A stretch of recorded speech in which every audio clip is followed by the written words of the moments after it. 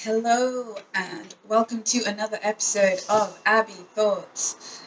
And we are now deep into this coronavirus situation, and it is still bizarre. How did we get here? I don't know, but here we are.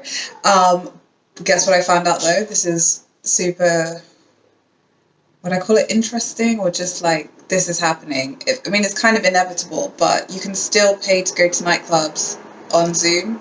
So instead of subjecting yourself to possible contamination, you can now just go online and sort of have a cyber club experience that won't involve you having to catch the coronavirus. So yeah, the nightclub scene has moved online. You basically can like call into like whatever the club is. So like there's one called like Club Quarantine, there's another one called like the Zone Party 2.0. But yeah, you call in from your home. You have to pay real money to get access, so you're still having to pay. There's still a dress code, there's bouncers, there's live DJs, you can get turned down. So it's at that level, which is kind of ridiculous, but it is happening. I'm sure there's like free ones happening as well. There's got to be. Or if you have family and you're not like hostage in a foreign place by yourself, like me, you're going to be okay. But yeah, I just thought it was kind of funny. Apparently, guests purchase tickets for like $10, or you can pay $80. This is in Toronto, so yeah, American dollars. For actually, does Canada what currency does Canada use? I have no clue. Canadian dollars. Oh.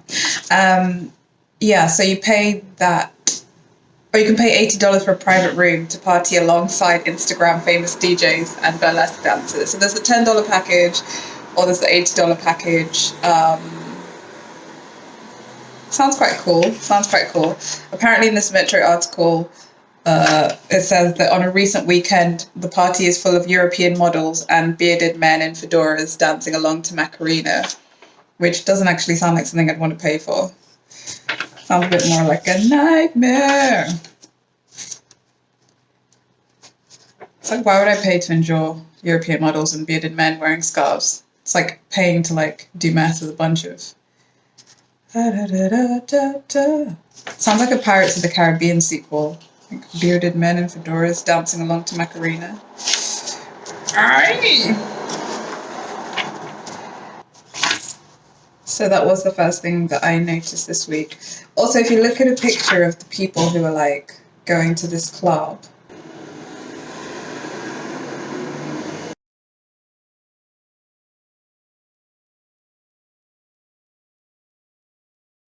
it's like everybody you don't want to be stuck in the lift with.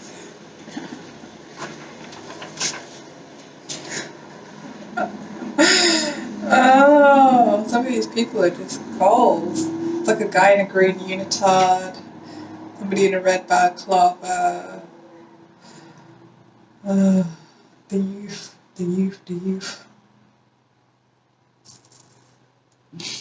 This makes me want to catch the virus. Like, it's so bad. No. Yeah, so it's stuff like this. It's like I blame that Harley Quinn movie. What's happened? This guy at the bottom looks a bit like Timothée Chalamet. What if like celebrities are just joining in on some of these? Then it just turns into like a talk with whoever your favourite celebrity is. Do you think celebrities can charge right now just to like sit at home and chat to them? A chat to like Zayn from One Direction. So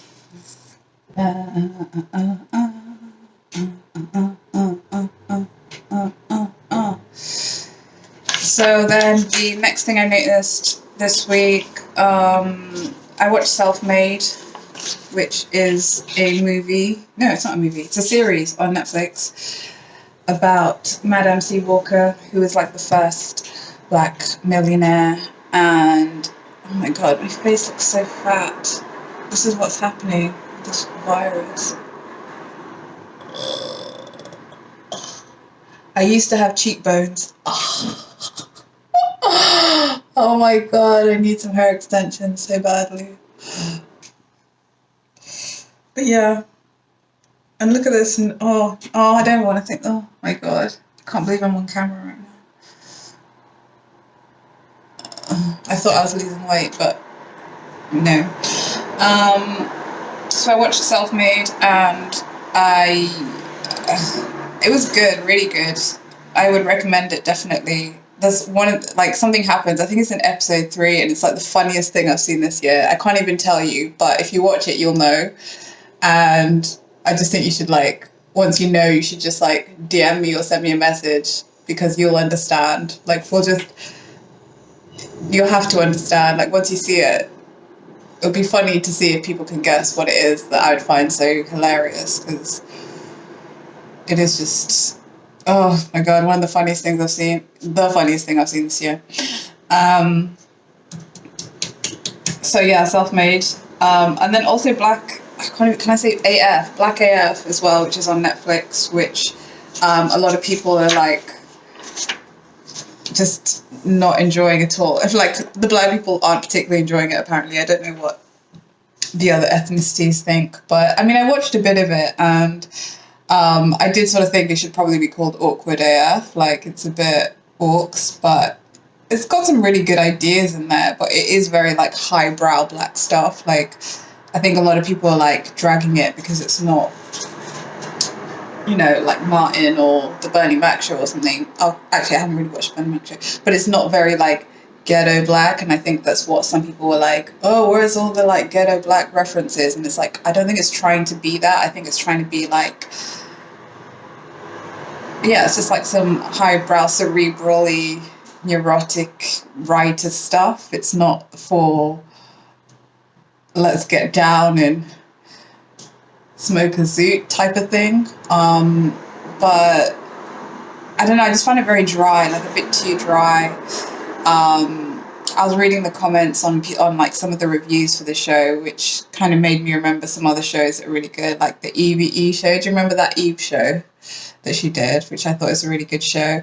Everybody Hates Chris, which is I wouldn't say I love it, I just say I appreciate it. I think it's you could write a thesis on that show, you know what I mean? It does so many interesting things, and it's funny, but it's not you die for it, if that makes sense. Or maybe it is. Maybe I need to rewatch it. I just remember at the time I watched it, maybe I was too young to appreciate that it was pretty great.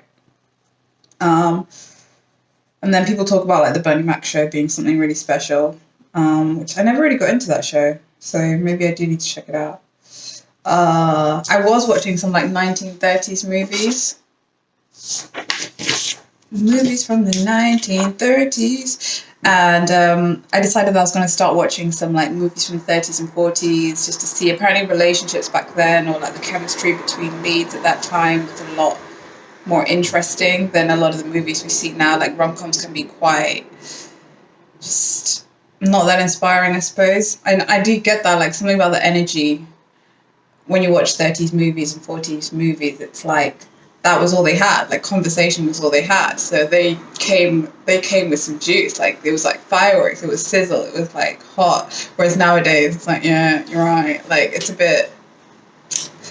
Maybe it's just me, but the lost art of conversation. I think there was a lot more flirty banter going on back then. So I've decided I'm gonna investigate, and so far I'd say.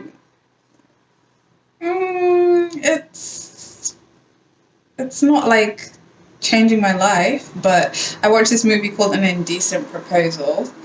Yeah, it was kind of Wedding Crashers, but in black and white.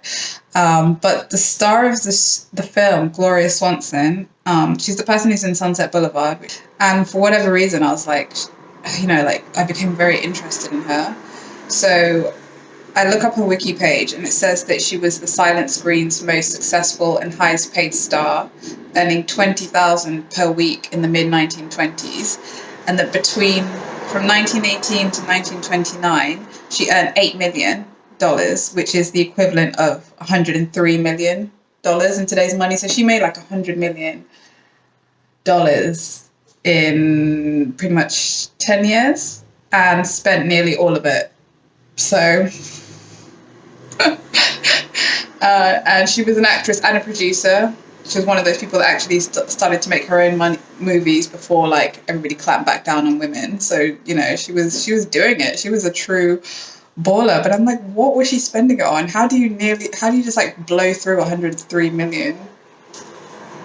I just thought all the cocaine was free in the 20s. So I don't know what else. What were you spending your money on? Like, what was costing you so much?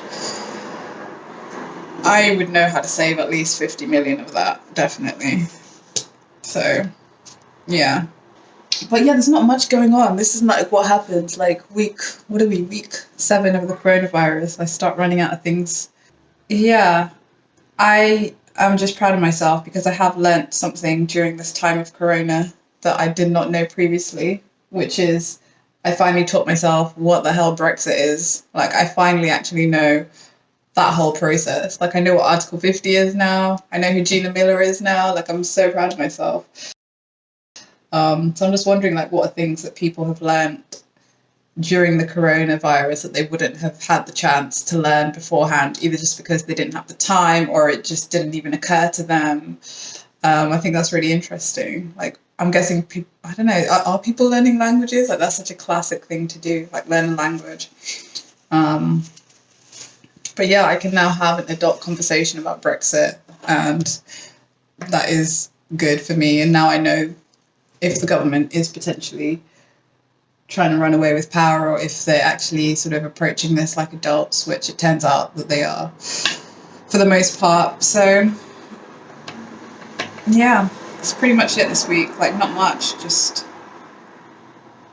random little things that I noticed. Oh yeah, there was this other story as well about a woman waking up in a body bag after mistakenly being declared dead. This happened in Paraguay. So, you know, people complain about the NHS, but just saying, could be worse. It could be zipping you out while you're still alive, just having a timeout.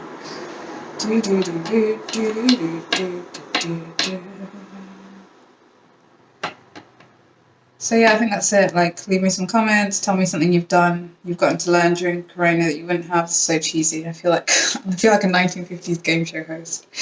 Hey, what's something you've gotten to learn during Corona that you wouldn't have done? Hey, tell me what you thought about Black AF. So polite. And Self-Made, if you've seen it, did you see the moment? Are you still laughing about it? Because I'm laughing about it. Okay. Bye. Did I even record?